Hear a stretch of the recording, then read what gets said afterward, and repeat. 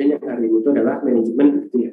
Kalau tidak salah di jadwalnya seperti itu, informasi dari dokter Septi begitu. Jadi untuk yang hari ini yang akan dilakukan untuk praktikumnya, saya mencoba di yang kuda terlebih dahulu begitu, Shannon. Jadi ini adalah materinya kan pemeriksaan kebundingan, gitu. Jadi memang di pendahuluannya terlebih dahulu ya. Jadi kalau untuk yang di kuda begitu, untuk pemeriksaan kebundingan itu ada berbagai macam begitu. Yang pertama itu bisa melakukan palpasi parektal begitu. Jadi untuk eksplorasi palpasi parektal itu, ini kita udah masuk praktikum ya, Shannon. Jadi langsung saja begitu ya. Sekitar 10 menit lah, 10 sampai 15 menit saya melakukan, ya mungkin 10 menit gitu, melakukan pengantar begitu. Nanti untuk form ini saya kirimkan ke Shannon terlebih dahulu.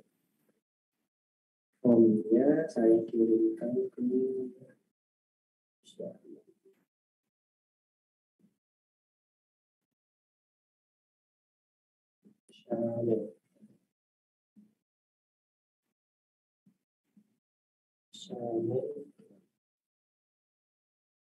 Sudah sampai, Shannon? Sudah, Dok. Nah, itu nanti form yang teman-teman isi. Jadi ini adalah pertanyaannya bukan pertanyaan-pertanyaan yang susah, tapi adalah pertanyaan-pertanyaan basic. Jadi nanti kalau di kuda, biasanya secara umum itu ada 3 pendekatan, gitu ya. 3 pendekatan untuk pemeriksaan kebundingan, gitu. Jadi nanti yang bisa dilakukan adalah palpasi parektal.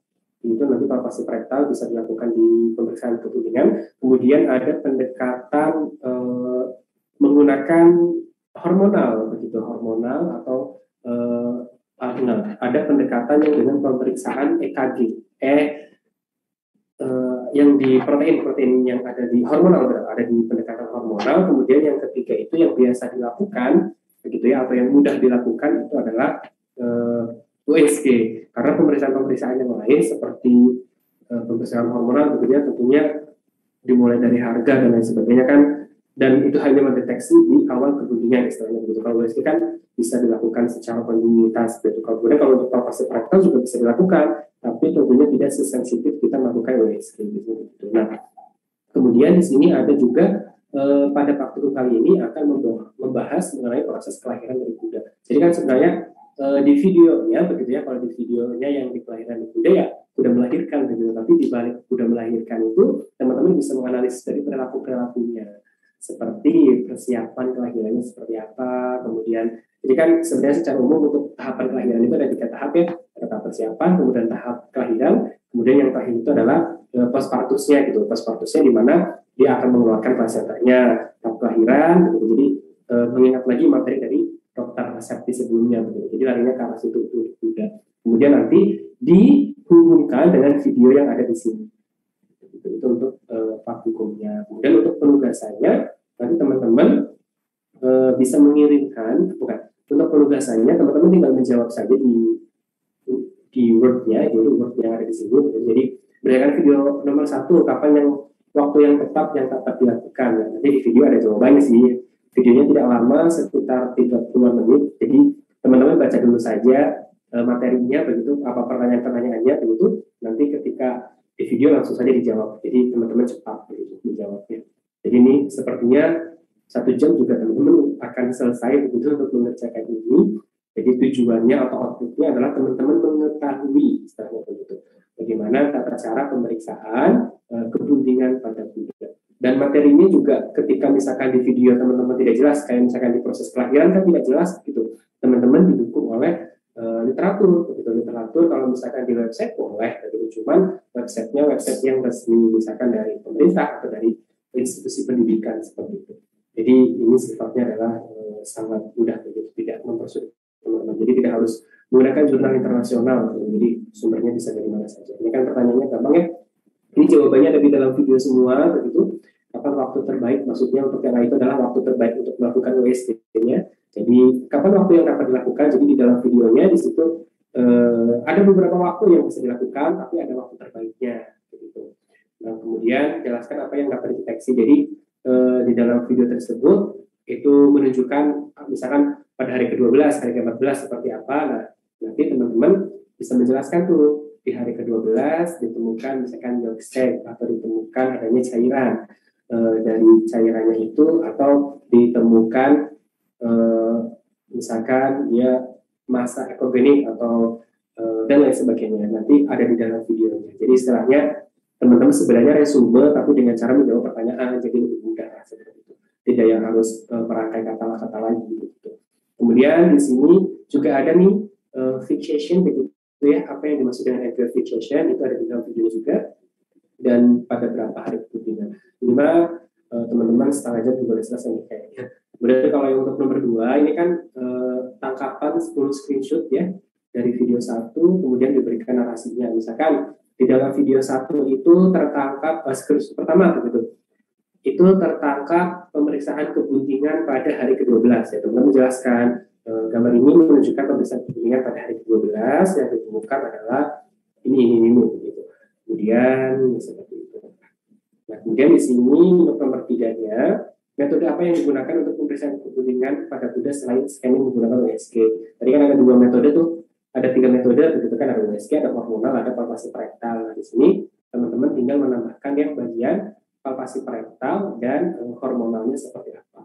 Berarti yang ditambahkan bisa metodenya seperti itu. Kemudian prinsipnya misalkan palpasi rektal dilakukan dengan cara memasukkan ke dalam rektum, kemudian dieksplorasi apa. Dari eksplorasi rektal itu menentukan usia kehamilannya pertama bisa dilakukan kapan, kemudian pada usia kehamilan keberapa, ciri-cirinya seperti itu. Itu yang teman-teman bisa sebutkan nanti di jawabannya. Untuk hormonalnya, prinsip misalkan pada hormon berarti ECG begitu, itu bisa dideteksi pada usia kebuntingan berapa, prinsipnya dia disekresikan oleh siapa. Jadi ini untuk pengayaan dari teman-teman saja.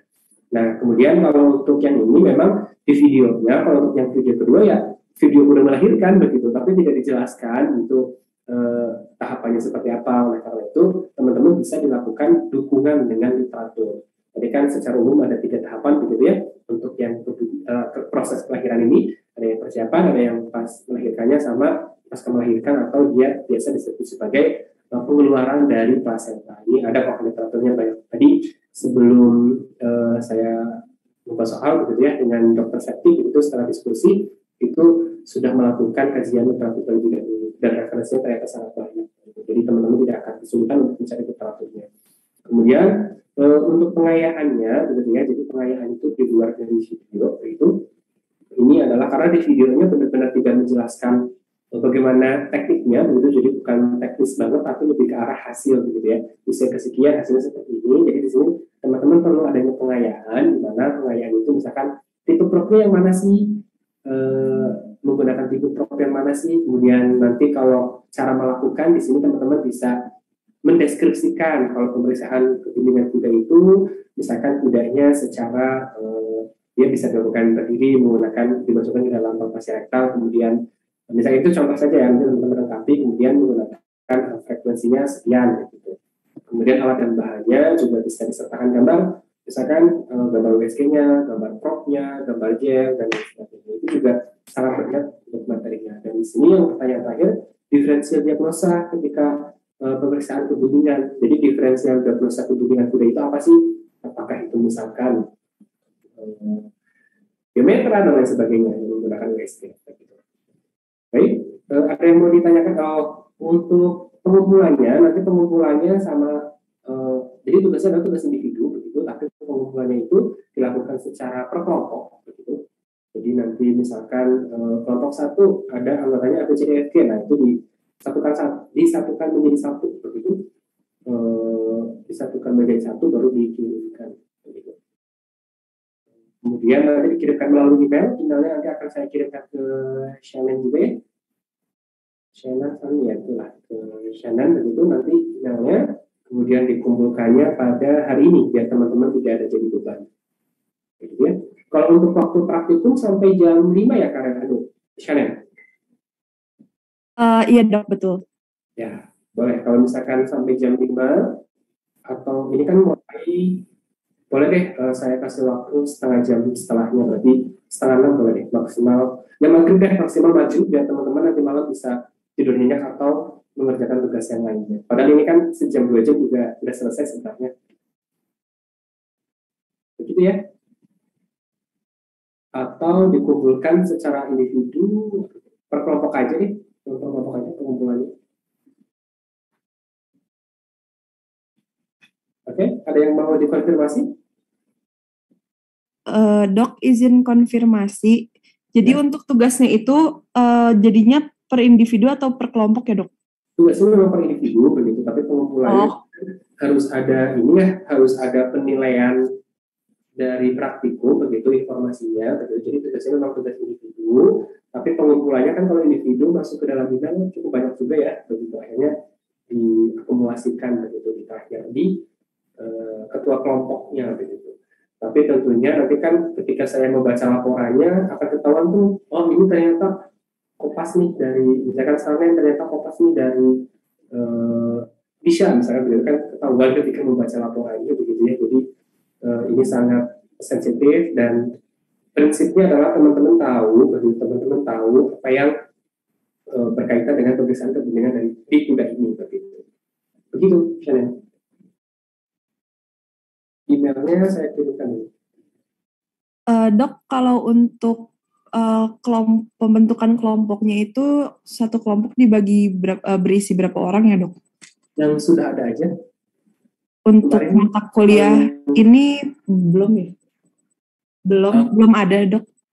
Belum ada, ya udah untuk kelompoknya biar emailnya tidak. Ya udah yang kemarin aja, pakai yang kemarin aja. 10 ya? Berarti nanti dibagi ulang 10 kelompok begitu ya, Dok? Kemarin aja. Ini kan kelompoknya itu cuma kelompok buat ngumpulin saja ya, bukan kelompok praktikum begitu. Ini kelompok untuk kumpulin. Jadi misalkan kelompok satu anggotanya adalah Shanen, Ilsa, Gasi begitu. Ya udah dikumpulkan kepada Shanen, nanti Shanen yang mengirimkan email begitu. Jadi penanggung jawab aja begitu sebenarnya. Biar di email tidak terlalu numpuk gitu. Istilahnya gitu aja sih Shanen. Jadi bukan kelompok dalam hal mengerjakan ya, bukan, tapi mengerjakannya tetap individu karena kan pasti tiap orang analisisnya berbeda. Misalkan di video yang kedua analisisnya jelas-jelas berbeda tuh pasti antara setiap anak begitu. Tapi pengumpulannya saja sebenarnya yang secara kelompok begitu. Paham nggak? Paham atau masih bingung?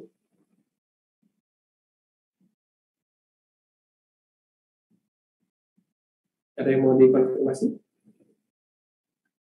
Dok, mungkin izin bertanya, Dok, apabila diperbolehkan untuk deadline tugasnya, apakah boleh mundur sedikit, Dok? Tadinya sebenarnya biar teman-teman malam-malam nggak begadang, terus bisa istirahat ya, begitu. Terus ya tidak masalah sih bagi saya kalau teman-teman mau mengerjakan begitu ya. Itu mau kapan? Mau jam berapa? Tapi hari ini ya, biar nggak ada beban lagi teman-teman, saya juga bisa membaca laporannya segera gitu. Mau jam berapa? Teman-teman berkenan mau jam berapa?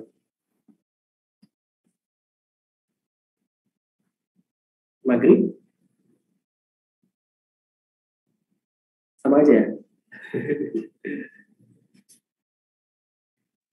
Izin berpendapat, Dok. Ya, silakan. Mungkin dari saya pribadi, kesanggupan saya di pukul 23.59 hari ini, Dok. Mau tidur dulu kayaknya. Jangan terlalu malam, saya harus membaca jam berapa. Ini kan sebenarnya kan tinggal melihat video begitu ya, tinggal menjawab, nggak yang begitu susah gitu ya. Ya udah diambil tengahnya aja jam 9 malam ya. Boleh, Dok, jam 9 malam. Oke, berarti jam 9 malam ditunggu ya. Jadi praktikumnya jadi sampai malam dong, kasihan juga ya teman-teman nggak bisa istirahat gitu ya. Tapi nggak apa-apa lah. Tadi kan saya menawarkan tuh biar istirahatnya nanti sekalian habis maghrib, jadi ternyata pengen belajar lebih banyak. Positifnya, padahal ya pengen bekerja sama lebih banyak kayaknya seperti itu. Udah, tidak masalah. Jadi nanti maksimal jam 9 malam yang mengumpulkan satu orang begitu ya. Kalau mau menggunakan kelompok yang kemarin silahkan karena ini cuma mengumpulkan saja begitu ya. Shannon begitu, tapi intinya nanti ada 10 orang yang mengirimkan email begitu saja lah. Kalau terkait kelompok ini hanya kelompok bayangan sebenarnya bukan kelompok praktikum begitu ya. Itu silakan Shannon dan teman-teman atur saja. Yang jelas nanti ada 10 orang yang mengirimkan email ke dalam email yang sudah saya kirimkan ke Shannon. Kalau saya memudahkannya adalah pakai kelompok kemarin saja, orang ini cuma koordinator, gitu kan, koordinator dari kelompok. Tapi kalau mau dirubah lagi ya silahkanlah. Itu kan nanti akan memperlama waktu lagi sebenarnya. Tapi terserah Shannon dan kawan-kawan lah. Yang jelas nanti jam 9 malam ada 10 email yang masuk dari masing-masing email, berarti nanti ada sekitar 6 lah, begitu, ada sekitar 6 orang untuk itu bukan kelompok bayangan aja sebenarnya, bukan kelompok yang benar-benar fix begitu. Seperti itu mungkin sama. Ada yang mau dikonfirmasi atau ditanyakan?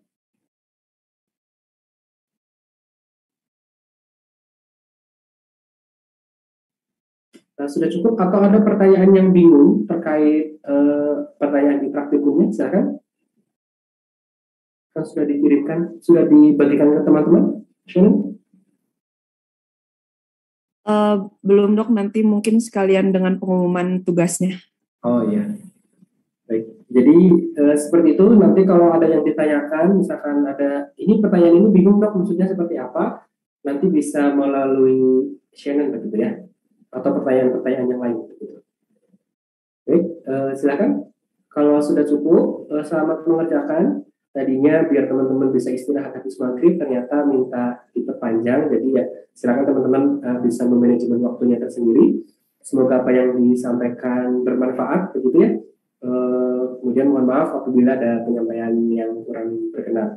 Saya sampaikan terima kasih atas waktu, atas perhatian dan atas kesempatannya kepada teman-teman. Saya cukupkan pertemuan kita pada siang sampai dengan sore hari ini. Wassalamualaikum warahmatullahi wabarakatuh. Selamat mengerjakan ya. Waalaikumsalam. Terima kasih dok. Terima kasih banyak dok. Terima kasih dok.